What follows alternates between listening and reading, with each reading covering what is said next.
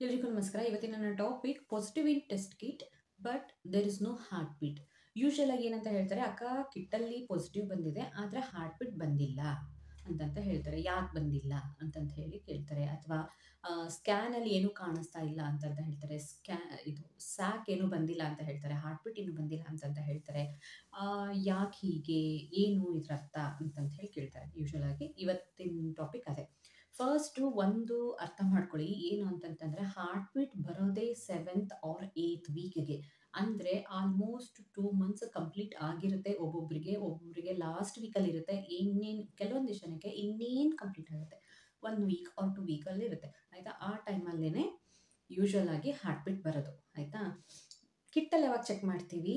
ಇಮಿಡಿಯೇಟಾಗಿ period miss ಆದ ತಕ್ಷಣ ಅಂತಂತ ಹೇಳಿ ಚೆಕ್ ಮಾಡ್ತೀವಿ. ರೆಗ್ಯುಲರ್ ಪಿರಿಯಡ್ಸ್ ಇದ್ದವರು ಪಿರಿಯಡ್ಸ್ ಮಿಸ್ ಆದ ತಕ್ಷಣ ಇಮಿಡಿಯೇಟಾಗಿ ಚೆಕ್ ಮಾಡ್ತಾರೆ.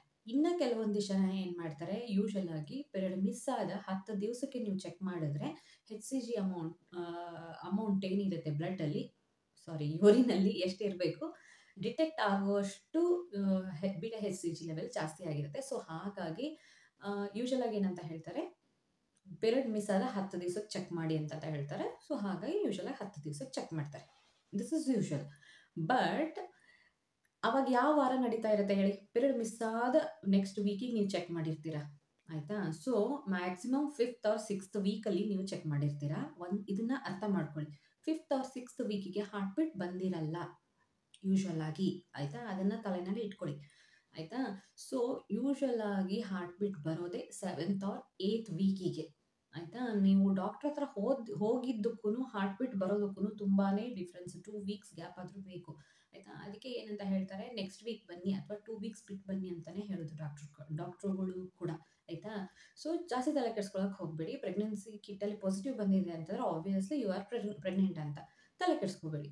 2 ವೀಕ್ಸ್ ವೇಟ್ ಮಾಡಿ. ಆಯಿತಾ? ಇನ್ನು ಕೆಲವೊಂದಿಷ್ಟು ಜನ ಬರ್ತಾರೆ, ಏನು ಅಂತಂದರೆ ಆಲ್ರೆಡಿ 10 ವೀಕ್ ನಡೀತಾ ಇದೆ ಅಕ್ಕ, ಅಂದ್ರೂ ಸ್ಕ್ಯಾನಲ್ಲಿ ಏನೂ ಕಾಣಿಸ್ತಾ ಇಲ್ಲ ಅಂತಂದು ಹೇಳ್ತಾರೆ.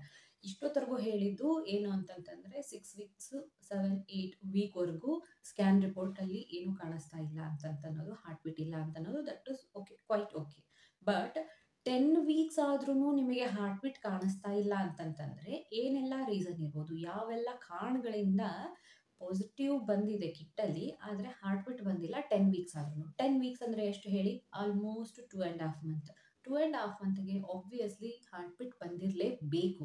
ಆಯಿತಾ? ಇದನ್ನು ತಲೆನಲ್ಲಿ ಇಟ್ಕೊಳ್ಳಿ. ಸೊ ಬಂದಿಲ್ಲ ಅಂತಂತಂದರೆ ಯಾಕೆ ಬಂದಿಲ್ಲ? ಅದಕ್ಕೆ ಕೆಲವೊಂದಿಷ್ಟು ರೀಸನ್ಸ್ ಇದೆ. ಸೊ ಏನೆಲ್ಲ ರೀಸನ್ಸ್ ಇದೆ ಅನ್ನೋದನ್ನು ಒಂದೊಂದಾಗಿ ತಿಳ್ಕೊಳ್ತಾ ಹೋಗೋಣ ಬನ್ನಿ. So first reason too early to check. ಇದನ್ನು ಆಲ್ರೆಡಿ ನಾನು ಎಕ್ಸ್ಪ್ಲೇನ್ ಮಾಡಿದೆ. ದ್ಯಾಟ್ ಪಿರಿಯಡ್ ಮಿಸ್ ಆದ ನೆಕ್ಸ್ಟ್ ವೀಕ್ಗೆ ನೀವು ಚೆಕ್ ಮಾಡಿರ್ತೀರಾ, ಅವಾಗ ಪಾಸಿಟಿವ್ ಬಂದಿರುತ್ತೆ. ಇಮಿಡಿಯೇಟಾಗಿ ಡಾಕ್ಟರ್ ಹತ್ರ ಹೋಗ್ತೀವಿ, ಅವಾಗ ಹಾರ್ಟ್ ಬೀಟ್ ಬಂದಿಲ್ಲ ಅಂತ ಹೇಳಿ 2 ವೀಕ್ಸ್ ಬಿಟ್ಟು ಬರೋಕ್ಕೆ ಹೇಳ್ತಾರೆ.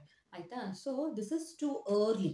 ತುಂಬ ಬೇಗನೆ ಆಯಿತು, ಆವಾಗ ಹಾರ್ಟ್ ಬೀಟ್ ಇನ್ನೂ ಬಂದಿರಲ್ಲ. ಸೊ ನಿಮಗೇನು ಕಾಣಿಸಲ್ಲ, ಸ್ಕ್ಯಾನಿಂಗಲ್ಲೂ ಕಾಣಿಸಲ್ಲ, ಏನು ಕಾಣಿಸೋದೇ ಇಲ್ಲ. ಆಯಿತಾ? ಸೊ ನೆಕ್ಸ್ಟ್ ರೀಸನ್ ಏನು ಅಂತಂತಂದರೆ ಮಿಸ್ಕ್ಯಾಲ್ಕುಲೇಟೆಡ್ ಗೆಸ್ಟೇಷನಲ್ ಏಜ್. ಅಂದರೆ ಈಗ ಯೂಶುವಲ್ ಆಗಿ PCOD ಇದ್ದಂಥವ್ರಿಗೆ, ಇರ್ರೆಗ್ಯುಲರ್ ಪಿರಿಯಡ್ ಇದ್ದಂಥವ್ರಿಗೆ ಏನಾಗುತ್ತೆ ಅಂತಂತಂದರೆ ಎಕ್ಸಾಕ್ಟಾಗಿ ಎವ್ರಿ ಮಂತ್ ನಮಗೇನು ಪಿರಿಯಡ್ಸ್ ಬರಲ್ಲ ಅಲ್ವಾ? ಸೊ ನನಗೆ ಇವಾಗ 8th ವೀಕ್ ನಡೀತಾ ಇದೆ ಅಂತ ನನ್ನ ಪಿರಿಯಡ್ ಆಗಿ 8 ವಾರ ಆಯಿತು ಅಂದರೆ 2 ಮಂತ್ಸ್ ಬ್ಯಾಕ್ ನನ್ನ ಪಿರಿಯಡ್ ಆಗಿದ್ದು ಅಂತಂತ ಹೇಳಿ ನನ್ನ ಕ್ಯಾಲ್ಕುಲೇಷನ್ ಪ್ರಕಾರ ನನಗೆ 8 ವೀಕ್ಸ್ ನಡೀತಾ ಇದೆ ಅಂತ ನಾನು ಅಂದ್ಕೊಂಡಿರ್ತೀನಿ. ಆಯಿತಾ? ಬಟ್ ನನಗೆ ಓವ್ಯುಲೇಷನ್ ಆಗಿರೋದೇ ಲೇಟಾಗಿ. ನನಗೆ ಯಾಕಂದರೆ ಓವ್ಯುಲೇಷನ್ ಕರೆಕ್ಟಾಗಿ ಎವ್ರಿ ಮಂತ್ ಆಗೋದಿಲ್ಲ ಅಲ್ವಾ? ಸೊ ನನಗೆ ಓವ್ಯುಲೇಷನ್ ಆಗಿರೋದೇ ಲೇಟಾಗಿ. According to ovulation, according to conception ನನಗೆ ಆಗಿರೋದೇ 4 ವೀಕ್ಸ್ ಅಂತಂತಂದವಾಗ 4 ವೀಕ್ಸ್ಗೆ ನಾವು ಕಿಟ್ಟಲ್ಲಿ ಚೆಕ್ ಮಾಡಿರ್ತೀವಿ. As it is 2 months for me, ನನಗೆ 2 ಮಂತ್ಸ್ ಅಲ್ವಾ? ಸೊ ಹಾಗಾಗಿ ನಾನು ಕಿಟ್ಟಲ್ಲಿ ಚೆಕ್ ಮಾಡಿರ್ತೀನಿ. ಬೈ ಚಾನ್ಸ್ HCGನೂ ಡಿಟೆಕ್ಟ್ ಆಗಿದೆ ಯೂರಿನಲ್ಲಿ. ಆಯಿತಾ? ಸೊ ಅಕಾರ್ಡಿಂಗ್ ಟು ಮೀ ನನಗೆ 8 weeks. But according to my period, ನನ್ನ ಪೀರಿಯಡ್ ಅನುಸಾರ ನನಗಾಗಿರೋದು 4 ವೀಕ್ಸ್. ಸೊ 4 ವೀಕ್ಸ್ಗೆ ಹಾರ್ಟ್ ಬೀಟ್ ಬರೋದಿಲ್ಲ ಅಲ್ವಾ? ಸೊ ಹಾಗಾಗಿ ಇದು ಮಿಸ್ಕ್ಯಾಲ್ಕುಲೇಷನ್ ಆಫ್ ಗೆಸ್ಟೇಷನಲ್ ಏಜ್ ಆಗ್ಬಿಡುತ್ತೆ. ನಾನೊಂದು ಕ್ಯಾಲ್ಕುಲೇಟ್ ಮಾಡಿದೆ, ಆದರೆ ಇರೋದು ಒಂದು. ಆಯಿತಾ? ಸೊ ಈ ಥರ ಡಿಫ್ರೆನ್ಸ್ ಆಗೋಗುತ್ತೆ ಯಾವಾಗ ಇರ್ರೆಗ್ಯುಲರ್ ಪೀರಿಯಡ್ಸ್ ಇರುತ್ತೆ ಅಥವಾ PCOD ಇರುತ್ತೆ ಆವಾಗ.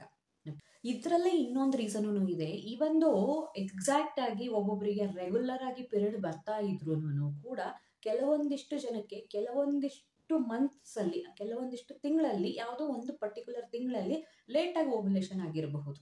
ಆಯಿತಾ? ಸೊ ಓವ್ಯುಲೇಷನ್ ಲೇಟ್ ಆಗಿದೆ ಅಂತಂದವಾಗ ಕನ್ಸೆಪ್ಷನ್ನು ಲೇಟ್ ಆಗಿರುತ್ತೆ. ಆಯಿತಾ? ಸೊ ಯಾವಾಗ ಓವ್ಯುಲೇಷನ್ ಲೇಟ್ ಆಗಿರುತ್ತೆ, ಯಾವಾಗ ಕನ್ಸೆಪ್ಷನ್ ಲೇಟ್ ಆಗಿರುತ್ತೆ, so according to this 2 weeks ನೀವು ನಿಮಗೆ ಎಷ್ಟು ಇರಬೇಕು ಅಷ್ಟಕ್ಕಿಂತ 2 ವೀಕ್ಸು ಡಿಫ್ರೆನ್ಸ್ ಇರುತ್ತೆ. ಆಯಿತಾ? ಸೊ ಅಂಥ ಟೈಮಲ್ಲೂ ಕೂಡ ನಿಮಗೆ ಪಾಸಿಟಿವ್ ಬಂದಿರುತ್ತೆ ಕಿಟ್ಟಲ್ಲಿ, ಆದರೆ ಹಾರ್ಟ್ ಬೀಟ್ ಬಂದಿರಲ್ಲ. ಯಾಕೆಂದರೆ ನೀವು 2 ವೀಕ್ಸ್ ಹಿಂದ್ಗಡೆ ಇರ್ತೀರ ಬಿಕಾಸ್ ಆಫ್ ಲೇಟ್ ಓವ್ಯುಲೇಷನ್. ಅದು ಕೂಡ ಆಗುತ್ತೆ ಇವೊಂದು ಯು ಹ್ಯಾವ್ ರೆಗ್ಯುಲರ್ ಪೀರಿಯಡ್ಸ್. ಆಯಿತಾ? ಲೇಟ್ ಓವ್ಯುಲೇಷನ್ ಒಂದೊಂದು ಸತಿ ಆಗುತ್ತೆ. Okay, next confused with evaporation line.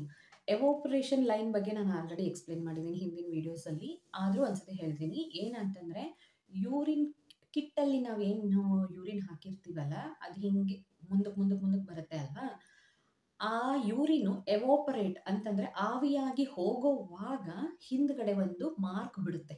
ಆಯಿತಾ? ಆ ಮಾರ್ಕ್ ಎವಾಪರೇಷನ್ ಲೈನ್. ಆಯಿತಾ? ಸೊ ನಾವು ಎರಡು ಫೇಂಟ್ ಲೈನ್, ತುಂಬ ಫೇಂಟ್ ಲೈನ್ ಇದೆ ಅಂತಂತ ಹೇಳ್ತೀವಿ. ತುಂಬ ಹಿಂಗೆಲ್ಲ ಮಾಡಿ ನೋಡಿದವಾಗ ನಮಗೆ ಕಾಣಿಸ್ತಾ ಇದೆ ಅಂತಂತಂದರೆ most of the time it is evaporation line. ಆಯಿತಾ? ಸೊ ಈ ಎವಾಪರೇಷನ್ ಲೈನ್ ಏನು ಅಂತಂತಂದರೆ ಬರೀ ಯೂರಿನ್ ಮಾರ್ಕ್ ಅದು ಅಷ್ಟೇ. It doesn't mean you are pregnant. ಆಯಿತಾ? ಸೊ ಪ್ರೆಗ್ನೆನ್ಸಿ ಇತ್ತು ಅಂತಂತಂದರೆ most of the time dark ಲೈನ್ಸೇ ಬರುತ್ತೆ. If it is a urine line, ಅದರಿಂದನೂ ನಿಮಗೆ ಪಾಸಿಟಿವ್ ರಿಸಲ್ಟ್ ಬಂದಿರುತ್ತೆ ಕಿಟ್ಟಲ್ಲಿ, ಬಟ್ ಸ್ಕ್ಯಾನ್ ರಿಪೋರ್ಟಲ್ಲಿ ಏನೂ ಬಂದಿರಲ್ಲ. ಸೊ ಈ ಥರ ಏನಾದರೂ ಇತ್ತು ಆ್ಯಂಡ್ ನಿಮ್ಗೆ ಡೌಟ್ ಇತ್ತು ಅಂತಂದರೆ ಬೇರೆ ಕಿಟ್ ತೊಗೊಂಬಂದು ಇನ್ನೊಂದ್ಸತಿ ಚೆಕ್ ಮಾಡಿ, ಅಥವಾ ಫ್ಯೂ ಡೇಸ್ ಆದಮೇಲೆ ಕೂಡ ಇನ್ನೊಂದ್ಸತಿ ಚೆಕ್ ಮಾಡೋದು ಬೆಟರ್. ಆಯಿತಾ? ಯಾರೆಲ್ಲ ಪ್ರೆಗ್ನೆನ್ಸಿ ಟ್ರೈ ಮಾಡ್ತಾ ಇರ್ತೀರಾ ಅಂಥವ್ರಿಗೆ. ಓಕೆ, ನೆಕ್ಸ್ಟ್ ರೀಸನು ಮಿಸ್ಕ್ಯಾರೇಜ್ ಕೂಡ ಆಗಿರಬಹುದು. ಏನಂತಂದರೆ ನೀವು ಯಾವಾಗ ಚೆಕ್ ಮಾಡಿರ್ತೀರಾ ಆವಾಗ ಬೇಬಿ ಬಂದಿರುತ್ತೆ, ಐ ಮೀನ್ ಎಲ್ಲ ಎಂಬ್ರಿಯೋ ಎಲ್ಲ ಫಾರ್ಮ್ ಆಗಿರುತ್ತೆ. ಆಯಿತಾ? ಆದರೆ ಅದಾದಮೇಲೆ ಮಗುದು ಗ್ರೋತ್ ಆಗೋದು ಸ್ಟಾಪ್ ಆಗಿರ್ಬೋದು, ಮಗು ಬೆಳವಣಿಗೆ ಆಗದಿರ ಅಲ್ಲಿಗೆ ಸ್ಟಾಪ್ ಆಗಿರಬಹುದು. ಆಯಿತಾ? ಸೊ ಹಾರ್ಟ್ ಬೀಟ್ ಬಂದು ಆಮೇಲೆ ಸ್ಟಾಪ್ ಆಗಿರ್ಬೋದು, ಅಥವಾ ಹಾರ್ಟ್ ಬೀಟ್ ಬರದೇ ಕೂಡ ಇರಬಹುದು. ಇದೆಲ್ಲ ಆಗ್ಬೋದು low sperm quality, low egg quality or chromosomal ಇಶ್ಯೂಸಿಂದ. ಆಯಿತಾ? ಸೊ ಈ ಥರ ಇದ್ದಾಗ ಏನಾಗುತ್ತೆ ಅಂತಂದರೆ, ನೀವು ಇನಿಷಿಯಲಿ ಚೆಕ್ ಮಾಡಿರ್ತೀರಾ 4 ವೀಕ್ಸ್ 5 ವೀಕ್ಸ್ಗೆ ನೀವು ಚೆಕ್ ಮಾಡಿರ್ತೀರಾ ಕಿಟ್ಟಲ್ಲಿ, ಆವಾಗ ಪಾಸಿಟಿವ್ ಬಂದಿರುತ್ತೆ. ಆಯಿತು, ಹೆಂಗಿದ್ರೂ ಹಾರ್ಟ್ ಬೀಟ್ ಬಂದಿರಲ್ಲ, ಸೊ ಇನ್ನೊಂದು ಸ್ವಲ್ಪ ದಿವಸ ಬಿಟ್ಟು ಹೋಗೋಣ ಅಂತ ಅಂದ್ಕೊಂಡು 10 ವೀಕ್ಸ್ವರೆಗೂ ವೆಯ್ಟ್ ಮಾಡಿ ಆವಾಗ ಹೋಗಿರ್ತೀರಾ, ಆವಾಗೂ ಹಾರ್ಟ್ ಬೀಟ್ ಇರೋದಿಲ್ಲ. ಆಯಿತಾ? ಸೊ ಹಿಂಗೆ ಲೇಟ್ ಮಾಡಿ ಹೋದ್ರೂ ನಿಮಗೆ ಹಾರ್ಟ್ ಬೀಟ್ ಇಲ್ಲ ಅಂತಂತಂದರೆ ಮೋಸ್ಟ್ ಆಫ್ ದಿ ಕೇಸಸ್ಸಲ್ಲಿ ಮಿಸ್ಕ್ಯಾರೇಜ್ ಅಂತಂದರೆ ಮಗು ಬೆಳವಣಿಗೆನ ಸ್ಟಾಪ್ ಮಾಡಿರುತ್ತೆ, ಬೆಳೆದಿರೋದಿಲ್ಲ. ಸೊ ಆ ಥರ ಆಗಿತ್ತು ಅಂತಂತಂದರೆ 2.5 ಮಂತ್ ಆಯಿತು ನಿಮ್ಗೆ ಹಾರ್ಟ್ ಬೀಟ್ ಇಲ್ಲ ಅಂತಂತಂದರೆ ಆ ಟೈಮಲ್ಲಿ ಏನು ಮಾಡ್ತಾರೆ ಡಾಕ್ಟರ್ಸು, ಮೆಡಿಕಲ್ ಅಬೋರ್ಷನ್ ಅಂತಂದರೆ ಪಿಲ್ಸ್ ಕೊಟ್ಟು ನಿಮಗೆ ಅಬೋರ್ಟ್ ಮಾಡಿಸ್ಕೊಳ್ಳೋದಕ್ಕೆ ಹೇಳ್ತಾರೆ. ಮಗು ಬೆಳೀತಾ ಇಲ್ಲ, ಸ್ಟಾಪ್ ಆಗಿದೆ ಅಂತಂತಾನೆ ಹೇಳ್ತಾರೆ. ಆಯಿತಾ? ಸೊ ಇದನ್ನು ಕೂಡ ಒಂದು reason. Next reason falls positive test. ಅಂದರೆ ನೀವು ಪ್ರೆಗ್ನೆಂಟ್ ಇರಲ್ಲ, ಆದ್ರೂ ಪಾಸಿಟಿವ್ ರಿಸಲ್ಟ್ ಬಂದಿರುತ್ತೆ ಕಿಟ್ಟಲ್ಲಿ. ಈ ಥರ ಯಾಕಾಗುತ್ತೆ ಅಂತಂತಂದರೆ ಒಂದು ಡಿಫೆಕ್ಟಿವ್ ಕಿಟ್. ಆಯಿತಾ?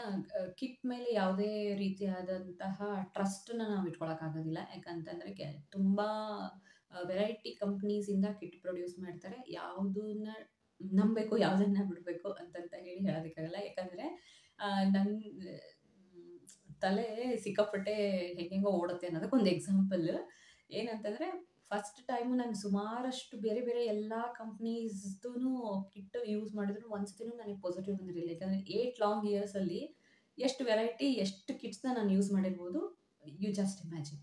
ಆಯಿತಾ? ಯಾವುದೋ ಒಂದು ಅನ್ನೋನ್ ಕಂಪ್ನಿ, ಅದರ ಹೆಸರು ಗೊತ್ತಿಲ್ಲ, ಏನೂ ಗೊತ್ತಿಲ್ಲ, ಯಾವುದೋ ಒಂದು ತೊಗೊಂಬಂದಿದ್ವಿ. ಆವಾಗ ಆ ಕಿಟ್ಟಲ್ಲಿ ನನಗೆ ಪಾಸಿಟಿವ್ ಬಂದಿತ್ತು. ಆಯಿತಾ? ಸೊ ಅದಾದಮೇಲೆ ಅಬೋರ್ಷನ್ ಆಯ್ತಲ್ವಾ, ಅದು ಫಸ್ಟ್ ಬೇಬಿ. ಅದಾದಮೇಲೆ ನೆಕ್ಸ್ಟ್ ಟೈಮ್ ನಾವು ಟ್ರೈ ಮಾಡಬೇಕಾದ್ರೆ ಮತ್ತೆ ತಿರ್ಗಾ ಕಿಟ್ ಎಲ್ಲ ತೊಗೊಂಬರೋಕೆ ಸ್ಟಾರ್ಟ್ ಮಾಡಿದ್ವಲ್ಲ, ನನ್ನ ತಲೆನಲ್ಲಿ ಏನು ಓಡ್ತಾ ಇತ್ತು ಅಂದರೆ, ಹೋಸತಿ ಅದು ಯಾವ ಕಿಟ್ ಅಂತಂದು ನನಗೆ ಗೊತ್ತಿಲ್ಲ, ಕಂಪ್ನಿ ಹೆಸರು ಗೊತ್ತಿಲ್ಲ, ಅದೇ ಕಿಟ್ ತೊಗೊಂಬಂದರೆ ನನಗೆ ಅದರಲ್ಲಿ ಪಾಸಿಟಿವ್ ಬರ್ತದೆ, ಇದರೊಳಗೆ ಯಾವುದ್ರೊಳಗೂ ನನಗೆ ಪಾಸಿಟಿವ್ ಬರಲ್ಲ ಅನ್ನೋ ಮೈಂಡ್ಸೆಟ್ ಆಗ್ಬಿಟ್ಟಿತ್ತು ನನಗೆ. ಹುಚ್ಚಿನೂ ಅನ್ಕೋಬೋದು ನೀವು. ಬಟ್ ನಾನು ಆವಾಗ ಆ ಕಂಡೀಷನಲ್ಲಿ ನಾನು ಹುಚ್ಚಿ ಥರನೇ ಇದ್ದಿದ್ದು. ಯಾರೆಲ್ಲ ಆ ಟ್ರಾಮಾನಲ್ಲಿ ಇರ್ತಾರೋ ಅವ್ರಿಗೆ ಅರ್ಥ ಆಗುತ್ತೆ ಖಂಡಿತವಾಗ್ಲೂ ಅನ್ಕೊತೀನಿ. ಸೊ ಕಿಟ್ಟು ಹೆಂಗೆ ಎಷ್ಟರ ಮಟ್ಟಿಗೆ ನಂಬಬಹುದು ಅನ್ನೋದು ಸತ್ಯವಾಗ್ಲೂ ನಾನು ಹೇಳೋಕ್ಕಾಗಲ್ಲ. ಯಾಕಂತಂದರೆ ಡಿಫೆಕ್ಟಿವ್ ಕಿಟ್ ಇತ್ತು ಅಂತಂದ್ರೂ ಕೂಡ ನೀವು ಪ್ರೆಗ್ನೆನ್ಸಿ ಟೆಸ್ಟ್ ಮಾಡ್ಕೊತಿದ್ದೀರಾ ಅಂದವಾಗ ಅದರಲ್ಲಿ ಫಾಲ್ಸ್ ಪಾಸಿಟಿವ್ ಟೆಸ್ಟ್ ಕೂಡ ಬಂದಿರಬಹುದು because of defect in kit. ಆಯಿತಾ? ಇದು ಒಂದು. ಇನ್ನೊಂದೇನು ರೀಸನ್ನು ಅಂತಂತಂದರೆ ಬಿಕಾಸ್ ಆಫ್ ಸರ್ಟನ್ ಮೆಡಿಸಿನ್ಸ್. ಕೆಲವೊಂದಿಷ್ಟು ಮೆಡಿಸಿನ್ ನೀವೇನಾದರೂ ತಗೊತಾ ಇದ್ದು ಆ ಮೆಡಿಸಿನ್ ಎಫೆಕ್ಟಿಂದ ಕೂಡ ನಿಮಗೆ ಕಿಟ್ಟಲ್ಲಿ ಪಾಸಿಟಿವ್ ಬರಬಹುದು. ಸೊ ಯಾವ ಥರ ಮೆಡಿಸಿನ್ ಅಂತಂದರೆ ಲೈಕ್ ನೋವಾರೆಲ್, ಓವಿಡ್ರಲ್, ಪ್ರೆಗ್ನಿಲ್ ಈ ಥರ ಮೆಡಿಸಿನ್ ಏನಾದರೂ ತಗೊತಾ ಇದ್ರಿ ಅಂತಂತಂದ್ರೆ ಅದರಿಂದನೂ ಕೂಡ ನಿಮಗೆ ಪ್ರೆಗ್ನೆನ್ಸಿ ಟೆಸ್ಟ್ ಪಾಸಿಟಿವ್ ಬಂದಿರಬಹುದು even though you are not pregnant. ಆಯಿತಾ? ಇದೆಲ್ಲಾನು ರೀಸನ್ಸು ಯಾವುದಕ್ಕೆ ಅಂತಂತಂದರೆ ಕಿಟ್ಟಲ್ಲಿ ಪಾಸಿಟಿವ್ ಬಂದಿದೆ ಆದರೆ ಹಾರ್ಟ್ ಬೀಟ್ ಬಂದಿಲ್ಲ, 10 ವೀಕ್ಸ್ ಆದ್ರೂ ಹಾರ್ಟ್ ಬೀಟ್ ಬಂದಿಲ್ಲ ಅನ್ನೋದಕ್ಕೆ ಇದೆಲ್ಲ ಪಾಸಿಬಲ್ ರೀಸನ್ಸ್. ಓಕೆ, ಇದನ್ನು ಬಿಟ್ಟು ನಿಮ್ಗೆ ಏನಾದರೂ ಡೌಟ್ ಇತ್ತು ಅಂತಂತಂದರೆ ಕಾಮೆಂಟ್ ಬಾಕ್ಸಲ್ಲಿ ತಿಳಿಸಿ, ಉತ್ತರ ಕೊಡೋದಕ್ಕೆ ಖಂಡಿತವಾಗ್ಲೂ ಟ್ರೈ ಮಾಡ್ತೀನಿ. ಆ್ಯಂಡ್ ಈ ವಿಡಿಯೋ ನಿಮಗೆ ಇನ್ಫಾರ್ಮೇಟಿವ್ ಅಂತ ಅನ್ನಿಸ್ತು ಅಂತಂತಂದರೆ ಲೈಕ್ ಮಾಡಿ, ಕಮೆಂಟ್ ಮಾಡಿ, ಶೇರ್ ಮಾಡಿ ಆ್ಯಂಡ್ ನನ್ನ ಚಾನಲ್ನ ಸಬ್ಸ್ಕ್ರೈಬ್ ಕೂಡ ಮಾಡಿ. ಧನ್ಯವಾದ.